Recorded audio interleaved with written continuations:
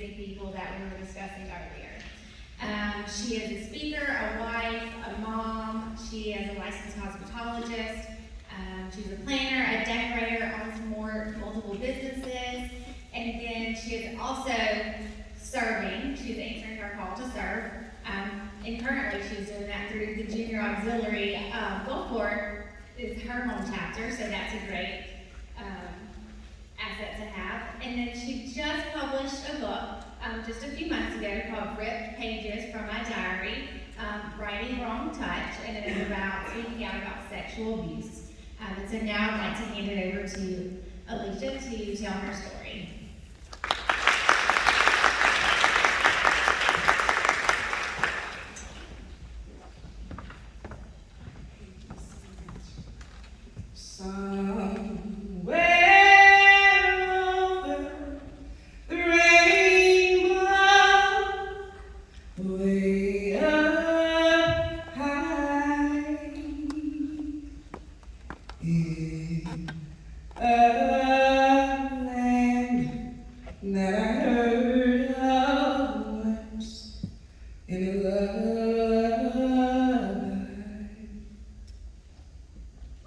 Someday I wish upon a star and wake up where clouds are far behind me.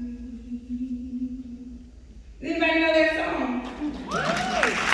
Has anyone ever really done it?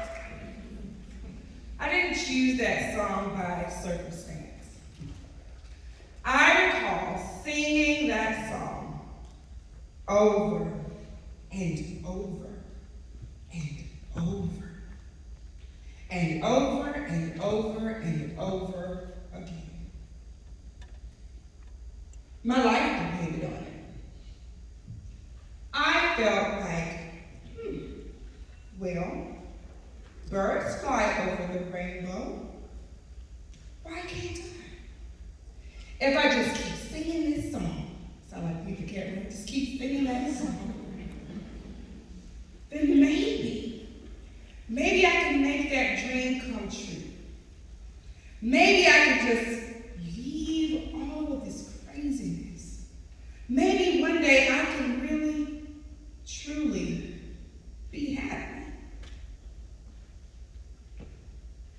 Maybe, just me. Thank you all so much for your time. I am Alicia Tiggs Merritt. Thanks so much once again, Dusty, for that introduction. Let's break that introduction down a little bit, shall we? I'm going to my notes, so let's talk about this. We're gonna do some things. We already sang together, right? We had a little mushy.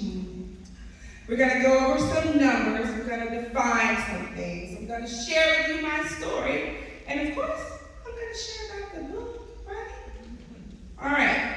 So, I am Alicia Tiggs Merritt. Happy and bubbly. That's me on a regular basis. But that wasn't always the case. I am a mommy of 3 children here on earth. I have twins, shining down and looking over us. I am the wife of Jeremy, my sugar lump. Tell him I said it. I'm the education leader for Mississippi State University. I am a licensed cosmetologist, licensed speech therapist, event planner, MC, decorator, you name it. I probably have it in my trunk to set up something for you. I own multiple businesses, yes. I'm ABD for my doctoral in education. And then I'm Alicia Tiggs. So that was Alicia Tiggs Merritt. And then there's Alicia Tiggs, who had her bachelor's in speech communication, a double minor in broadcasting and theater, bachelor's of science in communicative disorders. What didn't you do? But before that, I was just Alicia, or Alicia, whichever works. Loves music, loved playing with her dolls, loved really, really, really good food, and still do. I love family so much. I love laughter, but also, I'm Alicia, who was molested and sexually abused for, well, most of my childhood. Way to suck it out, right? You know, sometimes the hardest thing to do is just say it out loud. Just putting words to it. Not just in your head, not just dragging yourself down and through the trenches, but saying it out loudly. Before most people you've never even met before, just getting the words out can be life-changing. Yes? You know, I said we're going to break down that long, tall list of things that this busy girl does. You know, my background, I realized for the most part, was based and is based on speaking out loud, right? I've always had tons to say, but I never truly had a voice. Does that make any sense? Yes. You know, when I was a little girl, I was given, no, you know what, let's take it back. Let's go on. Let's talk about child abuse, because I mentioned that. Let's talk about child abuse versus molestation. Did you know there was a difference? Neither of them was right? But there's a difference. So I said we're gonna sing some songs, we did that. I'm gonna give you some words, these are gonna be those. Then we're gonna crunch some numbers, and then we're gonna meet back in the middle. Plan, let's do it. All right, child abuse is clearly a very complicated topic. It is the topic that most shy away from. Those who have been abused, in many cases, they might very well go to their graves without even talking about it, right? The term child abuse, the term molestation, sometimes they're interchangeable, but let's talk about the leading issues gathering to the accurate statistics. The terms are used, and they're important on a legal level. However, basically they describe crimes with different consequences as it pertains to the fondling or touching, or it doesn't even have to be actually physical. It just pertains to messing with somebody's baby. Right? Can we just leave it right there?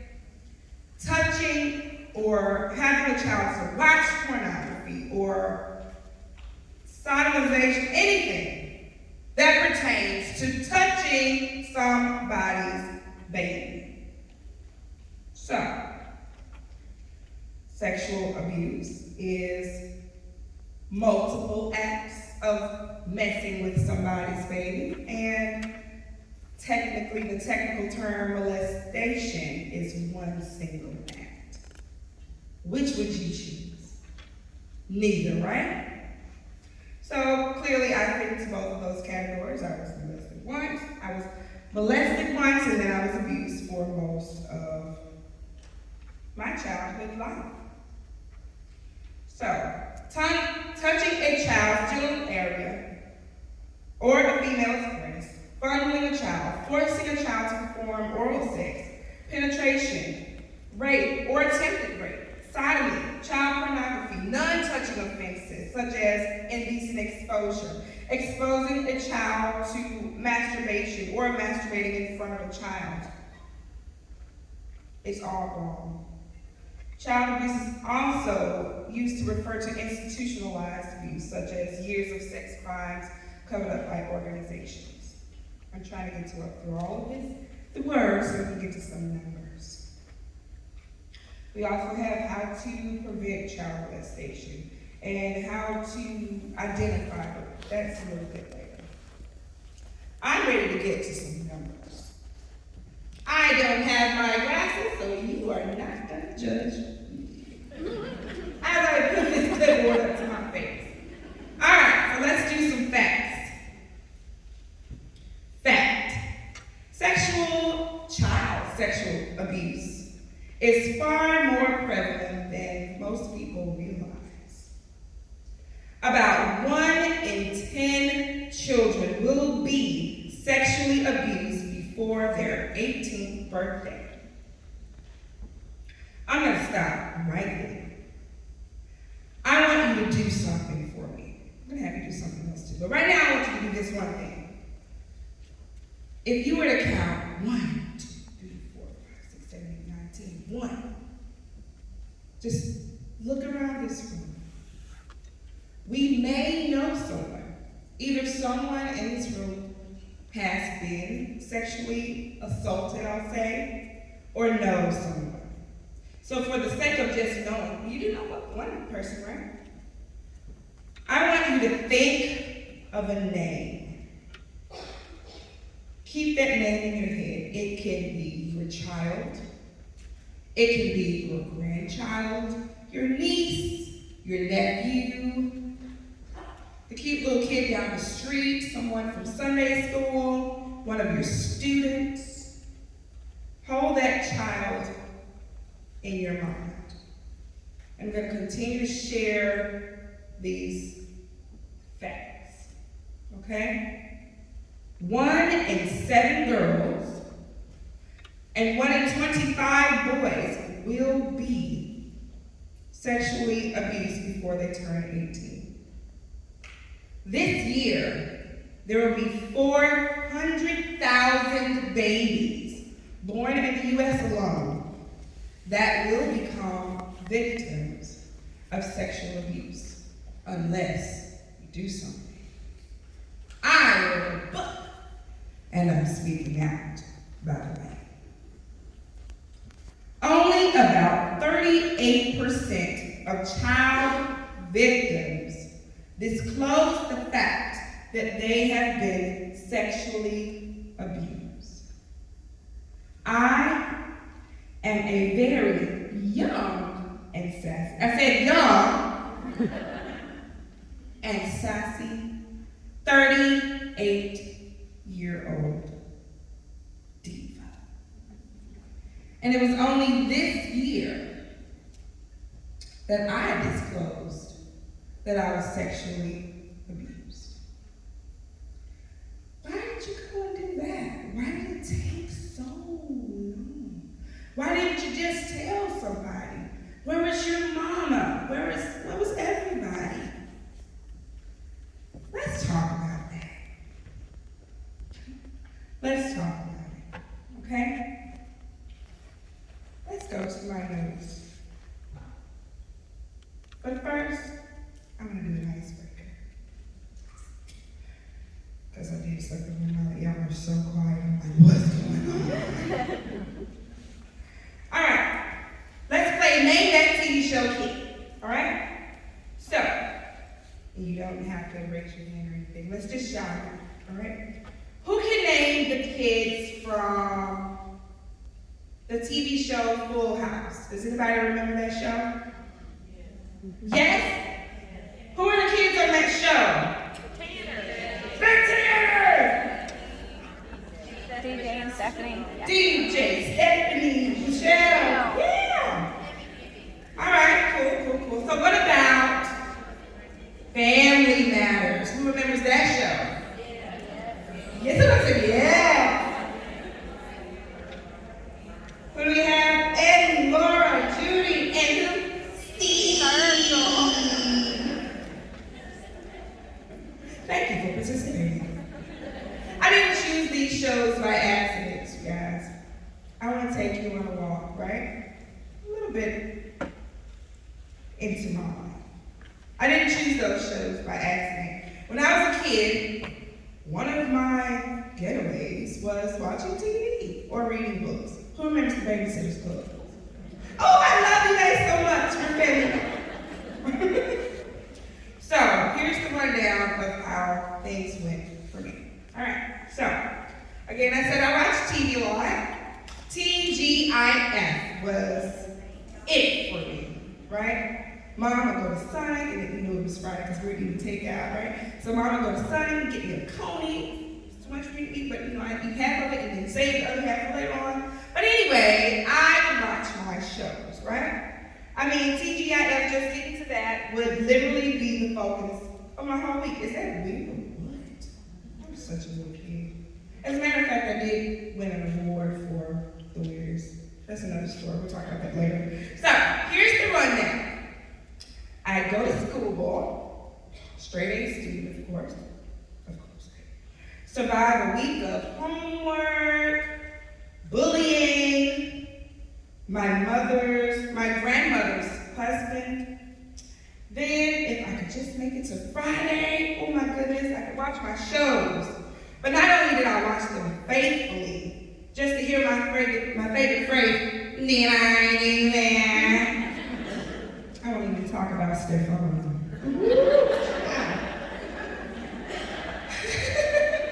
But in my mind, I can see my ideal life.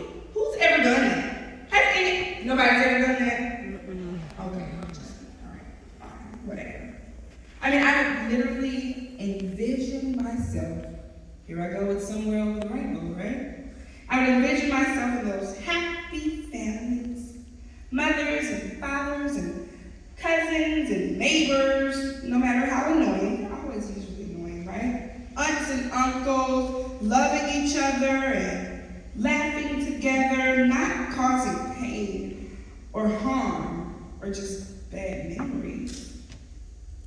In my mind, that's where I lived, really. Right there in those TV shows. In my mind, it was real. I could maybe, I don't know, I thought one time I could write letters to, you know, go and live with Tia and Tamara maybe, or the class of Clueless, I don't know, whatever. Boy, was I naive. But I was also a child, and I was just trying to figure a way out. I have this aunt, she lives in Texas even, and she comes to visit every summer, right? But usually around the 4th of July. And every time she would get ready to leave, I would pack my little dolls, you know, got a little case for them or a backpack or whatever. And one time I actually packed a knapsack. Has anybody ever actually got like a white handkerchief and put some stuff in it and tied it to a stick? I did that in real life. Oh my goodness, I did that. Read the book, it's in there. It's a long story. You know, I just wanted to get away. I'm going to share some affirmations with you, right? Let's see. Let's do that. Let's share some affirmations.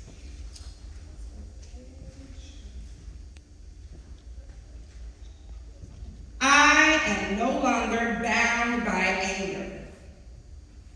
I forgive myself. I am unapologetically me. I embrace healing. I am strong. I am confident. I am not my past. I am worthy of love. I am resilient. I am someone who did not always feel any of those things. None of them. Right? Who's ever had a bad day? Who's ever had several bad days? Who's ever had bad years? And you don't even have to raise your hand, but somebody's going through it right now. But let's take it from a child's perspective, okay? Those affirmations did come from the book, so let's get to the book. This book was written again, just a few months ago, actually. They are real memories from my childhood. Originally, I wrote everything that happened in my diary. Did anyone have a diary? Okay, cool. So I wrote down everything that I wanted to scream, everything that I wanted someone to know, anybody, even my big head brother Chris Ivy. Because he was mean, but at least he could get the story out and give me some help or something, right? I didn't do the typical thing, like write everything in my diary and then hide it away under my pillow, because that's like the best hiding spot ever, right? No. I didn't even lock it away with those useless little keys. They were good for nothing. No, I laid everything out in the open. I wanted someone to help me. At least until I could make it over the rainbow, because that was the plan. So why didn't I just tell? I was a kid. Not only was I going through things that no child should ever have endured, but during all of this, I was being told, if you tell, I will hurt you. Nobody will listen to you. You're a kid. And if they do listen, they won't believe you. The list goes on and on and on. I mean, and think about it. Children, especially, in my day, we were raised to do as we were told, right? Be seen and not heard, especially if you were a little girl raised in the Mississippi Delta. Whoop, whoop, Morehead, Mississippi. But now that I think about it, that was most of the problem. We're taught to just be polite and say, yes, ma'am, no, ma'am. But what if yes, ma'am, and no, ma'am were hurting us? Taking our innocence, making us not want to live. So this is where the book comes in. Effective communication. So you see, the book is called Writing Won't Touch, Ripped Pages from My Diary. Remember, we were talking about the diary, right? Because I was too afraid to speak out against my predator as a kid. I wrote it all down. One day, in that diary that I left out in the open for everybody to come and help me, I came home from school, bullying and all of that thing, and math. Of course, math hated me and I hated math. But my math teacher was actually one of the sweetest people, and I started doing well in math, and she gave me the diary that I wrote everything down in. It was purple and it had a little moon on it, so I wrote everything down. I came home from school. I probably had gotten, pushed behind a bathroom door or in a stall or something, because my hair was too long and I was skinny and I had on clothes and I thought I was cute and I thought I was smart, so I got bullied. But anyway, I came home just to find that, lo and behold, you have to say that in every story, lo and behold, many of the pages from my diary were ripped out. What? I put it all right there. Who did it? What? My mom would never do that. Who came over here? Maybe my grandmother's husband. So I'm calling them grandfather, but it was triggering for me, so I called my grandmother's husband, okay? Maybe he came over here. Maybe he got to my mom first and said that she better rip all of the pages out so that the secret could stay a secret and nobody would ever know. All of those things just went twirling in my head, around and around. Like, who would do this? Why doesn't somebody want to help me? And that turned into, why does everybody hate me? This is not an act, this is how I actually felt. What?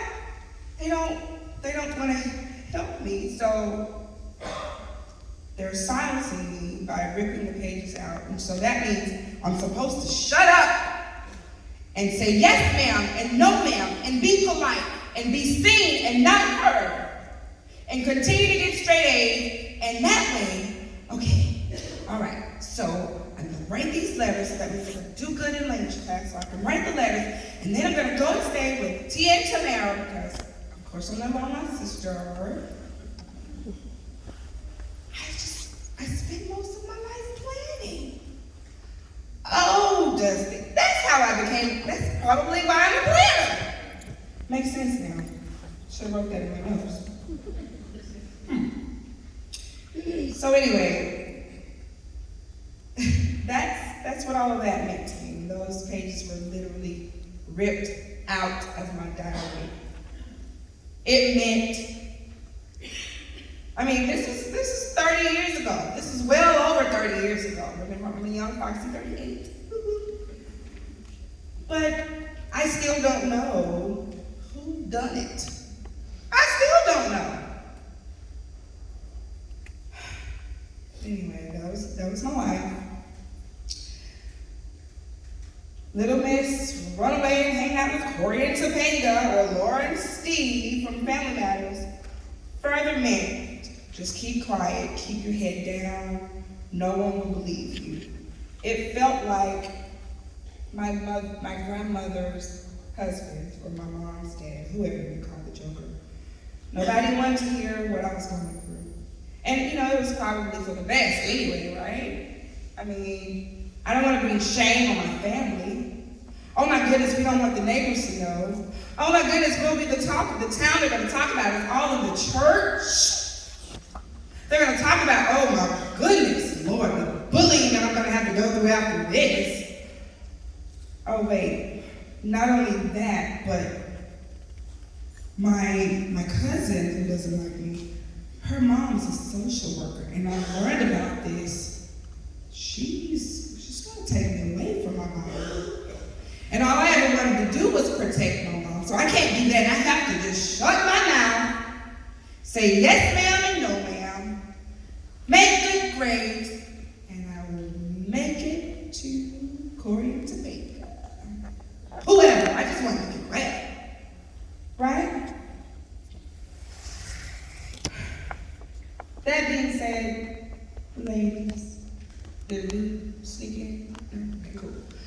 Ladies, I do not want to write this book.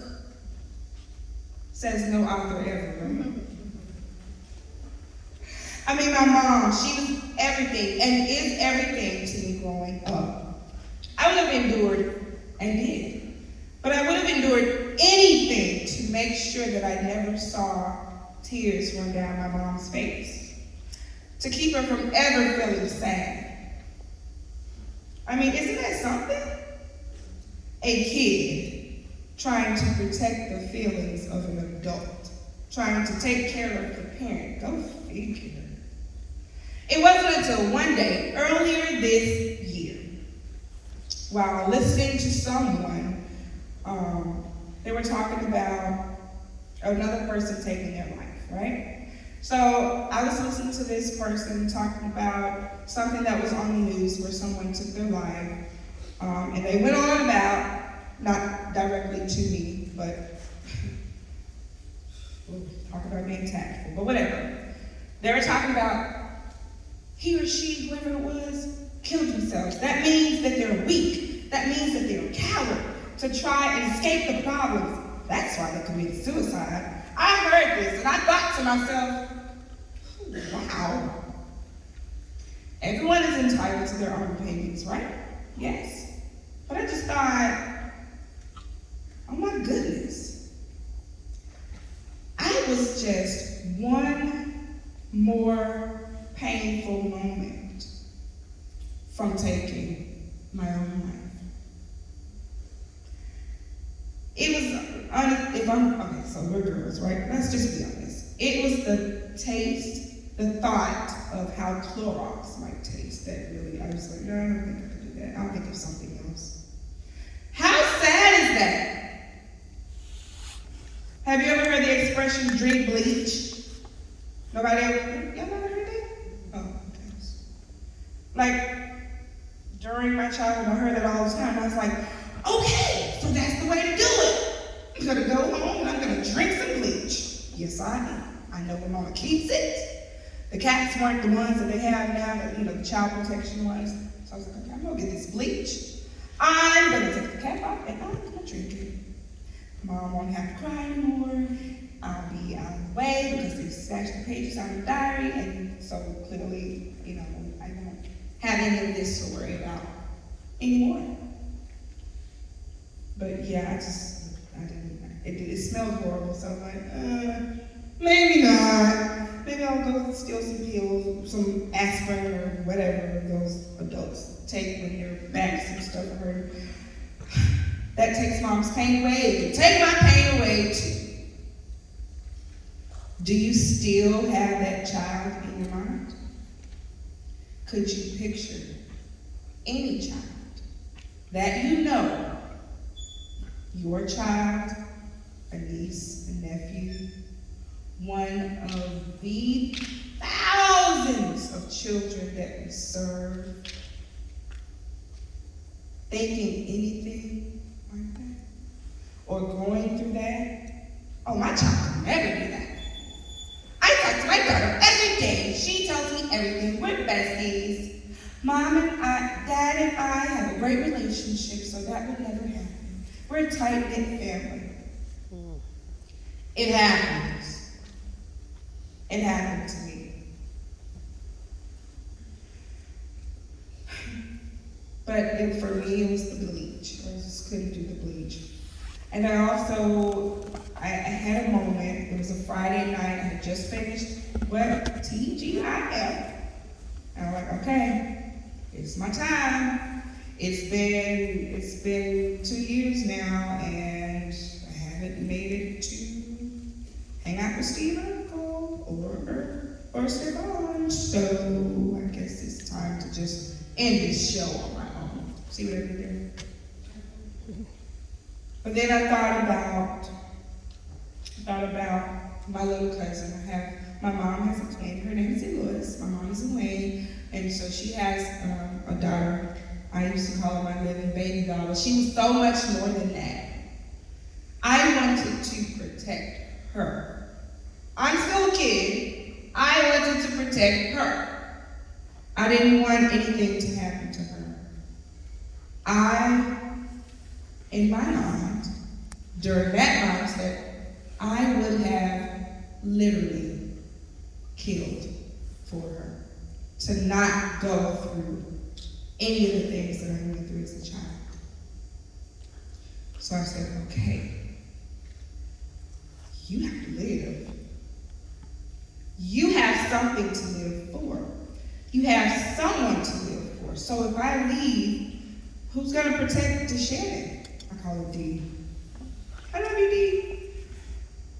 Who's going to, oh my goodness. And then what about other kids in our family? Who's going to protect them? So much weight for a child. Am I right? I mean, I just wanted to help someone. If I couldn't help myself, then you're not going to do it to her too. You understand? That was my mindset. But there are so many adults right now going through their walk of life. They're going through so much. And some of us have yet to, but you know, as they said back in the Delta, just keep living. There are so many of us who have so much weight on us that they see no way out. And others, you know, other than just taking the pain away, just to make the pain stop. I just want it to stop, right? So I said, that person that they were talking about so casually, at that table while I was over here just trying to warm up my tea. That could have been me. That could have been any of the people that we know, whether we know their stories or not. That person that was so casually discussed was someone's loved one. Whether they knew it or not, somebody cared. So, by my Creator's grace, I chose to live. And not just live. I wanted to live on purpose. I wanted to live in my purpose. I figured that out one day. So I left Corey and Topanga and all of them alone. You can tell I really like this show. But I chose to live, but there's someone still contemplating taking their own life. So yes, I wrote the book. I also thought about my children. I have my daughter, Ivy. She's 2, total diva. Help me with what to do with her.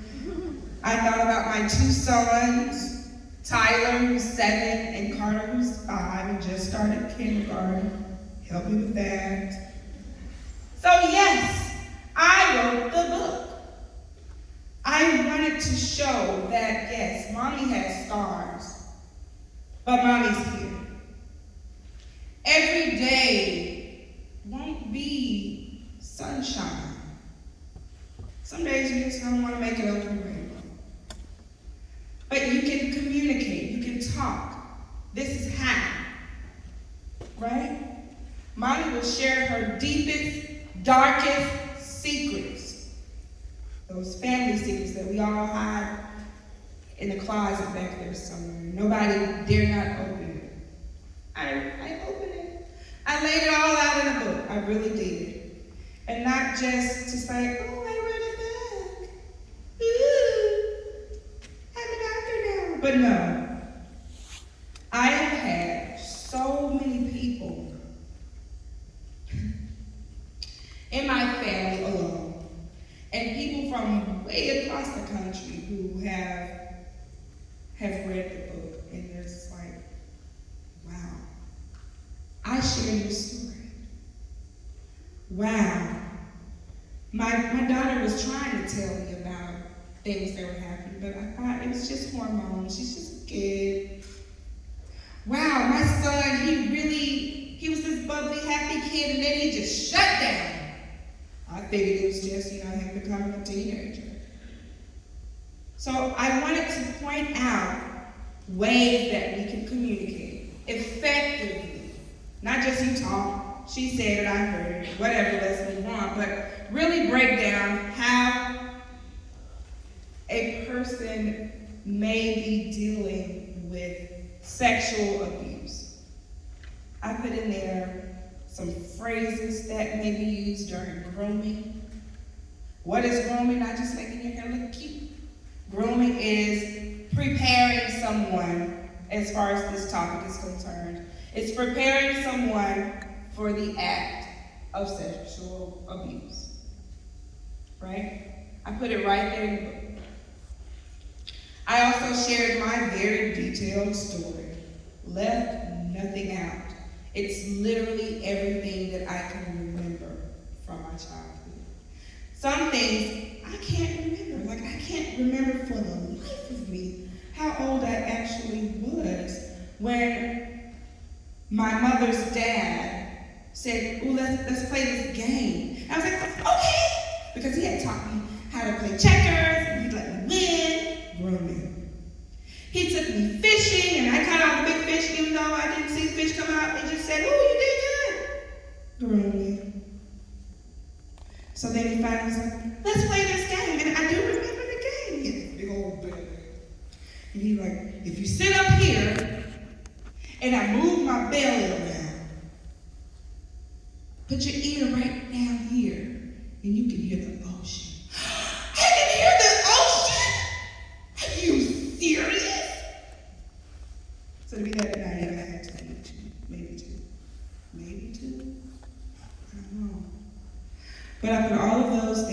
right there in the book. Because I want us all to know and recognize what it looks like. Now, does it look like, because I look good, I think I do today. I'm away from the kids, I got out to hang out with all you gals. I think, the razzle dazzle, I think I'm cute. But if I had never opened my mouth, right? Does trauma have a face?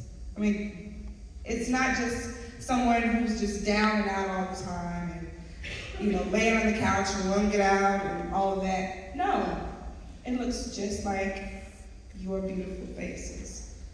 It looks just like the hundreds of thousands of children that we serve. It looks like us. So yes, I wrote the book. Together, ladies, we've got this. I want you to do one thing.